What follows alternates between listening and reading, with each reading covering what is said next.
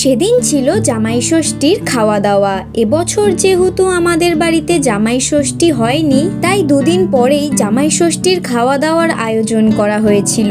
আর তারই তোড়জোড় সকাল থেকে শুরু হয়ে গেছে।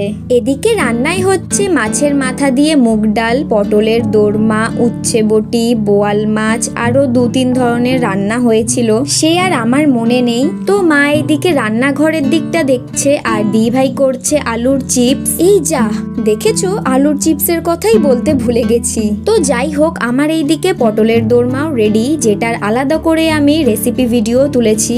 এইদিকে ছোট মামি ছোট্ট গোপুসোনাকেও কিন্তু এনেছে আমাদের বাড়িতে। সব কাজ সেরে রান্না বান্না কমপ্লিট হওয়ার পর আমরা সবাই মিলে খেতে বসলাম। সবাই মিলে একসাথে বসে খাওয়ার মজাটাই কিন্তু আলাদা। আর খাওয়ার পর ছিল আইসক্রিম। সন্ধেবেলায় কিন্তু অনেক কিছু হয়েছে, তাই নেক্সট পার্ট দেখার জন্য তাড়াতাড়ি চ্যানেলটা সাবস্ক্রাইব করে দাও।